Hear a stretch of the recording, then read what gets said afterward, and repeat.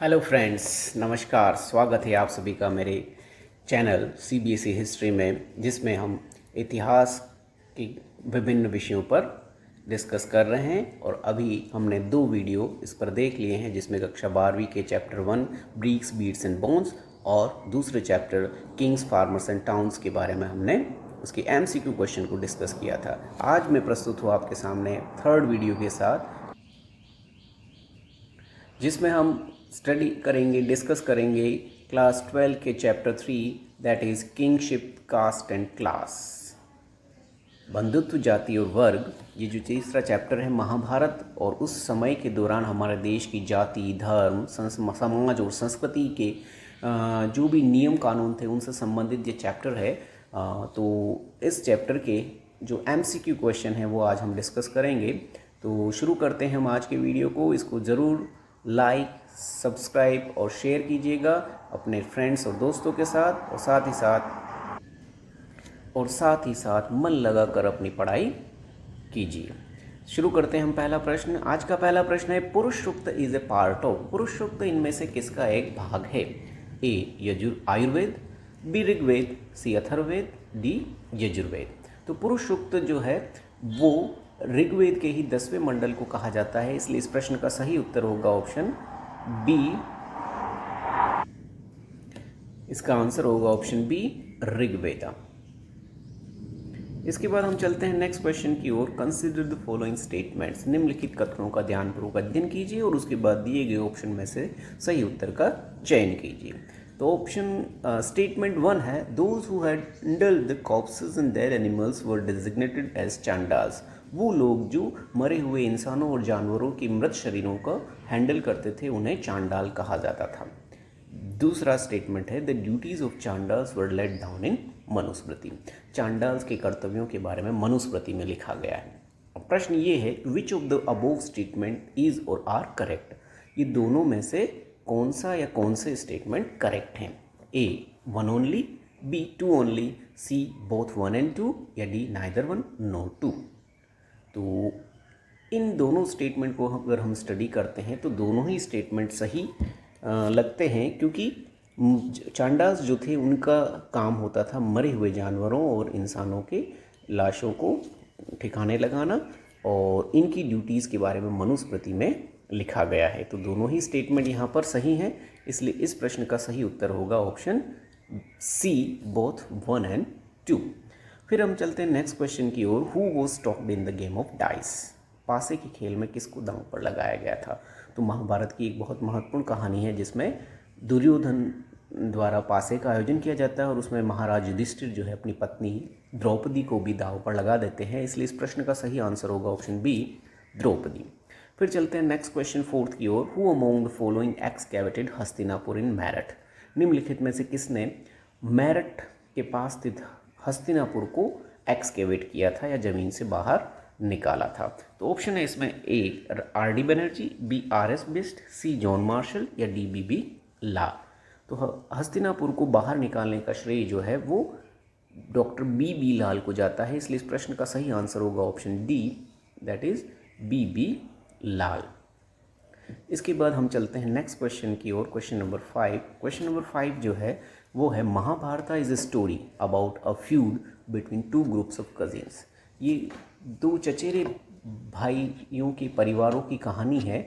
ये कहानी क्या बताती है? It reinforce the idea of matriliny. ये मात्र सत्तात्मकता के विचार को रीइंफोर्स करती है। It reinforce the idea of matriliny. ये पितृसत्तात्मकता के विचार को जो है रीइंफोर्स करती है। C it reinforce the idea of humanism. ये मानवता के विचार को रीइंफोर्स करती है। या D it reinforce the idea of Ashokan dhamma. ये अशोक के धम्म के विचार को रीइंफोर्स करती है। तो महाभारत जो है वो उस समय पितृसत्तात्मकता जो था उसका विचार बहुत प्रचलन में था, इसलिए इस प्रश्न का सही आंसर होगा option B, it reinforce the idea of patriliny. Next question, question number 6। According to the gotra rules followed by Brahmanas in ancient India. ब्राह्मणों द्वारा फॉलो किए जाने वाले गोत्र नियमों के अनुसार निम्नलिखित में से कौन सा सही है? ए 2 people of the same gotra could not Mary. एक ही गोत्र के 2 लोगों का आपस में विवाह नहीं हो सकता था। B 2 people of the same gotra could marry. दो लोग जो एक ही गोत्र के होते थे आपस में विवाह कर सकते थे। C men were expected to give up their gotra after marriage, पुरुषों को विवाह के बाद अपनी गोत्र छोड़ देनी पड़ती थी। या D men were expected to take up their wives gotra after marriage, पुरुषों को विवाह के बाद अपनी की पत्नी की गोत्र को स्वीकार करना पड़ता था। तो जैसा कि हम जानते हैं कि पितृसत्तात्मकता पैट्रिलिनी सिस्टम वॉज देयर, तो इसमें रूल ये था कि two people of the same gotra could not marry. तो ऑप्शन ए इज करेक्ट, क्योंकि उस समय एंडोगेमी जो थी वो प्रचलन में नहीं थी, एक ही गोत्र के दो लोगों का विवाह जो है वो स्वीकार नहीं किया जाता था। Question number 7, the ideal occupation prescribed by the Dharmashastras for the Brahmanas was to, धर्मशास्त्र के अनुसार ब्राह्मणों का जो है आदर्श व्यवसाय क्या होता था। A study and teach the Vedas, वेदों का अध्ययन अध्यापन। बी एंगेज इन वारफेयर, युद्धों में संलग्न होना।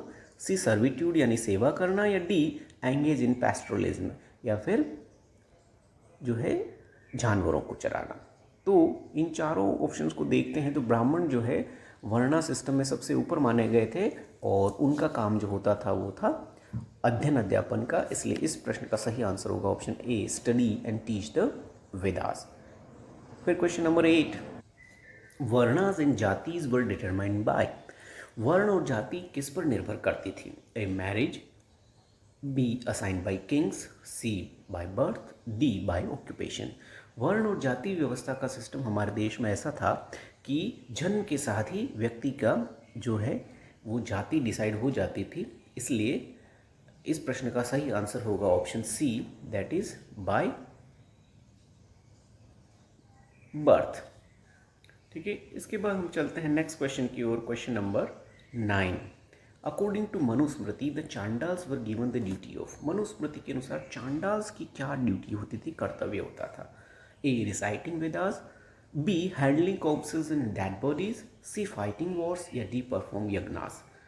तो मनुस्मृति के अनुसार चांडाल्स जो थे वो यज्ञ नहीं कर सकते थे, वॉर्स भी नहीं कर सकते थे और न ही वेदों का अध्ययन अध्यापन करते थे, क्योंकि उन्हें शूद्र में माना जाता था और उनका काम होता था handling corpses and dead bodies. तो इस प्रश्न का सही उत्तर होगा option B handling corpses and dead bodies. 10th question जो है, Chinese Buddhist monks Faxian and Xuanzang have written about, Faxian और ज़ुएनज़ांग जो चीनी यात्री थे उन्होंने निम्नलिखित में से किसके बारे में लिखा है, मेंशन किया है अपनी बुक में। A untouchability being present in ancient India, प्राचीन भारत में अस्पृश्यता प्रचलित थी। B sati being followed in ancient India, प्राचीन भारत में सती प्रथा विद्यमान थी। C female slaves being present in India, प्राचीन भारत में महिला दासियां होती थी। या D Christianity being practised in India, या फिर प्राचीन भारत में ईसाई धर्म का जो है प्रचलन में था। तो फाशियन और ज़ुएनज़ांग दोनों ने ही भारत में अस्पृश्यता की स्थिति के बारे में लिखा है, इसलिए इस प्रश्न का सही आंसर होगा option A untouchability being present in ancient India. ये बहुत इंपॉर्टेंट क्वेश्चन है। इसके बाद आते हैं question number 11, according to Manusmriti paternal estate was divided, Manusmriti के अनुसार पैतृक संपदा का जो है विभाजन या उत्तराधिकार में किसको मिलती थी। A equally among sons after the death of parents, parents की मृत्यु के बाद जो बच्चे होते थे, बेटे होते थे, उनमें बराबर रूप से विभाजित की जाती थी। B equally amongst daughters after the death of parents, parents की मृत्यु के बाद जो लड़कियां होती थी उनमें उनका भी समान रूप से विभाजन होता था। C equally amongst the servants after the death of parents, parents की मृत्यु के बाद जितने भी सर्वेंट्स होते थे उनमें समान रूप से विभाजित की जाती थी। या D to be given to a trust, किसी संस्था को दान में दी जाती थी। तो पितृसत्तात्मकता पैट्रिलिनी सिस्टम था उस समय, तो इसलिए इस प्रश्न का सही आंसर होगा equally among sons after the death of the parents. अगला प्रश्न है, social differences between man and women sharpened in ancient India because of, प्राचीन भारत में महिला और पुरुषों के बीच सामाजिक अंतर जो है बहुत ज़्यादा बढ़ गए थे, किसके कारण। Option A gender access to property, लिंग के आधार पर संपत्ति के विभाजन की वजह से। B equal access to property, property का समान रूप से वितरण करने की वजह से। C biological differences between man and women, महिला और पुरुषों में शारीरिक अंतर की वजह से। या D religious differences between man and women, महिला और पुरुषों में धार्मिक अंतर की वजह से।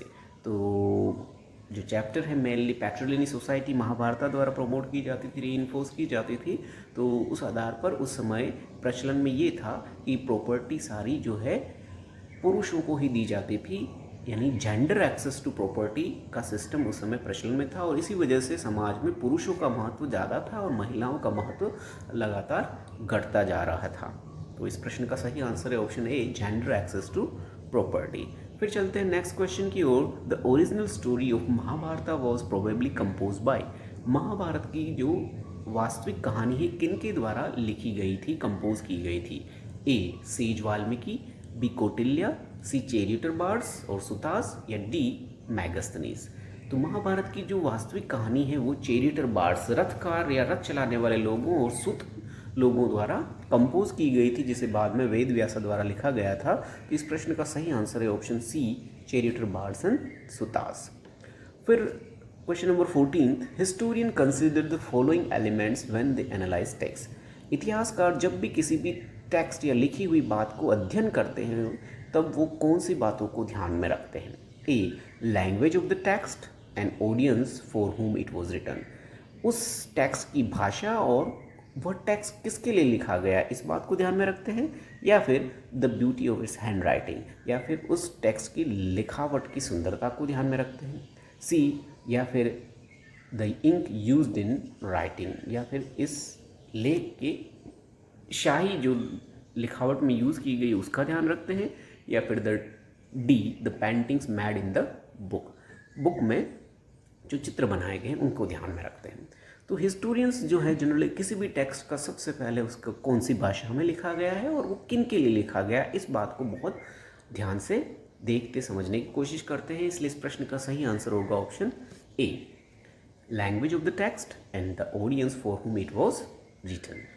फिर आते हैं question number 15, according to Buddhist tradition the institution of kingship was based on. Buddhist traditions के अनुसार जो किंगशिप की संस्था थी, जो बंधुत्व की संस्था थी, वो किस पर आधारित थी। A human choice, B divine choice, C chosen by Brahmanas, या डी चोजन बाय बुद्धास। वो मानवीय इच्छा पर निर्भर थी, वो ईश्वरीय इच्छा पर निर्भर थी, वो ब्राह्मणों द्वारा निश्चित की जाती थी, या फिर बुद्ध द्वारा यह निश्चित की गई थी। तो बुद्धिस्ट या बुद्ध के अनुसार जितना भी ये इंस्टीट्यूशन ऑफ किंगशिप था वो ह्यूमन चॉइस, मानवीय इच्छा पर निर्भर था। इसलिए इस प्रश्न का सही आंसर होगा ऑप्शन ए, ह्यूमन चॉइस। इसके बाद हम चलते हैं next question, question number 16, that is historians usually classify the content of Mahabharata into. इतिहासकार जनरली महाभारत के की विषय वस्तु को किस में वर्गीकृत करते हैं, किस में बांटते हैं। ए सॉन्ग्स, गानों के रूप में, बी नैरेटिव एंड डायडेक्टिक पार्ट, वर्णात्मक और उपदेशात्मक पार्ट के रूप में, सी टीचिंग ऑफ बुद्धा, बुद्ध के उपदेशों के रूप में, या D teaching of Mahavir, Mahavir के उपदेशों के रूप में। तो हिस्टोरियंस जो है वो जनरली महाभारत को दो पार्ट में क्लासीफाई करते हैं, दैट इज नैरेटिव एंड डायडेक्टिक, वर्णनात्मक और उपदेशात्मक। इसलिए इस प्रश्न का सही आंसर होगा option B, narrative and didactic. फिर हम चलते हैं 17 क्वेश्चन की ओर। Draupadi's marriage with the Pandavas is an example of which form of marriage. Draupadi का विवाह जो है पांडवों के साथ जो हुआ था वो किस प्रकार के एक विवाह का प्रकार है। ए पॉलीगैमी, बहुपति विवाह, बहुविवाह, पत्नी विवाह, बी पॉलिएंड्री, बहुपति विवाह, सी मोनोगैमी यानी एकल विवाह, या डी हाइपोगैमी। तो पांडवों के साथ द्रौपदी का विवाह एक विशिष्ट प्रकार का विवाह है जिसके उदाहरण हमारे भारतीय इतिहास में बहुत कम मिलते हैं, और वो है पॉलिएंड्री या बहुपति विवाह। तो इस प्रश्न का सही आंसर होगा ऑप्शन बी, पॉलिएंड्री। फिर की ओर that is question number 20, Dashapur is the old name of. Dashapur किसका पुराना नाम था। A Thanjavur, B Hastinapur, C Mandsaur, D Indraprastha.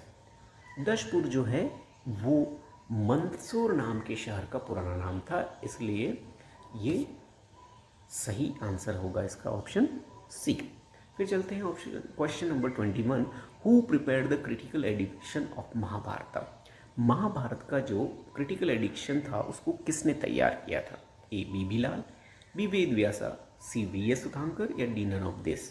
तो 20वीं सेंचुरी में वी एस सुथांकर के नेतृत्व में इस महाभारत के सभी तरह के कलेक्शन को लेकर एक क्रिटिकल एडिशन तैयार किया गया था। इसका सही आंसर होगा ऑप्शन सी वी एस सुथांकर। फिर क्वेश्चन नंबर 22 है, मज्जिम निकाय इज ए। मज्जिम निकाय क्या है? अ जैना टेक्स्ट, बी बुद्धिस्ट टेक्स्ट, सी हिंदू टेक्स्ट या डी फॉरेन टेक्स्ट। तो मज्जिम निकाय जो है बौद्ध धर्म से संबंधित एक बुक है।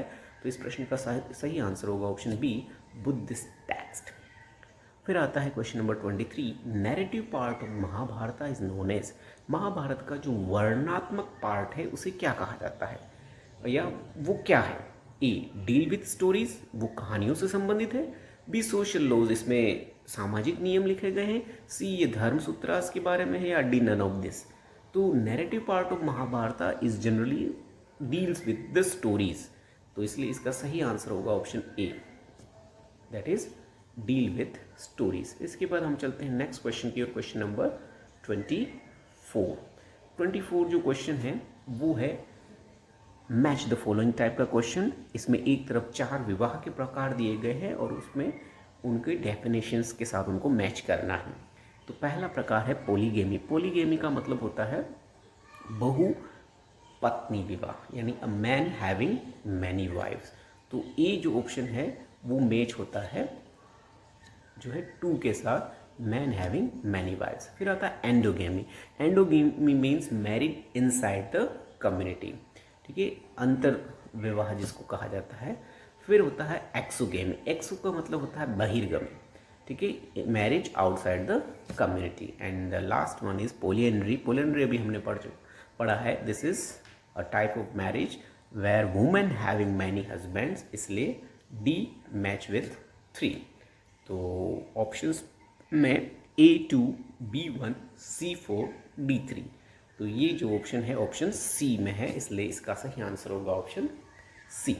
फिर आते हैं question number 25, name of Buddha in previous life was. Buddha का उनके पूर्व जन्मों में क्या नाम था या उन्हें क्या कहकर बुलाया जाता है? तो ए तीर्थंकरा, बी बोधिसत्व, सी कांचना या डी नन ऑफ दिस। तो बुद्ध को उनके पूर्व जन्म की जातक कथाओं में उन्हें बोधिसत्व के नाम से बुलाया जाता है, इसलिए इस प्रश्न का सही आंसर होगा ऑप्शन बी बोधिसत्व। फिर आते हैं क्वेश्चन नंबर 26 की ओर, गंधर्व विवाह मीन्स। गंधर्व विवाह का क्या तात्पर्य है? गंधर्व विवाह क्या थे? A giving daughter to the bride by father, पिता द्वारा अपनी पुत्री को दूल्हे को सौंप देना। बी इनहेरिटेंस थ्रू वुमेन, महिलाओं से संपत्ति मिलना। सी लव मैरिज, एक प्रकार का प्रेम विवाह। यदि नन ऑफ दिस, इनमें से कोई नहीं। तो गंधर्व विवाह को जो है उसे ही प्रेम विवाह के नाम से जाना जाता है, इसलिए इस प्रश्न का सही आंसर होगा ऑप्शन सी, दैट इज प्रेम विवाह। फिर नेक्स्ट क्वेश्चन है question number 28, total number of Puranas were. पुराणों की कुल संख्या कितनी थी? ए 16, बी 4, सी 10 और डी 18। पुराण जो थे संख्या में कुल 18 थे। 18 पुराणों की बात हमारे धर्म में की जाती है, इंडिया के इतिहास में, समाज में की जाती है। तो क्वेश्चन नंबर 28 का सही आंसर होगा डी 18। फिर आता है लास्ट क्वेश्चन के इस वीडियो के, how many number of marriages were practised in ancient time. प्राचीन समय में भारत में कितने तरह के विवाह को प्रचलन था? Option A 8, B 4, C 10, D 18। तो प्राचीन धर्म शास्त्रों या धर्म सूत्रों में जो है 8 प्रकार के विवाह को मान्यता दी गई है, 8 प्रकार के विवाह माने गए हैं, इसलिए इस प्रश्न का सही आंसर होगा ऑप्शन ए 8। तो इसी के साथ आज के इस वीडियो के सभी प्रश्न समाप्त होते हैं। आशा करता हूँ कि आपको ये वीडियो पसंद आया होगा। Thank you for watching my video and don't forget to like, comment, share and subscribe my channel. तो ये वीडियो समाप्त होता है। आशा करता हूँ आप सब लोगों को पसंद आया होगा। ऐसे ही वीडियो को लाइक करिए, पसंद करिए, कमेंट करिए, शेयर करिए, सब्सक्राइब करिए और साथ ही साथ अपनी परीक्षाओं की बहुत अच्छे से तैयारी कीजिए, आत्मविश्वास रखिए, खुश रहिए, प्रसन्न रहिए। मिलेंगे हम नेक्स्ट वीडियो में अगले चैप्टर के साथ। तब तक के लिए good bye, all the best, thank you, have a nice.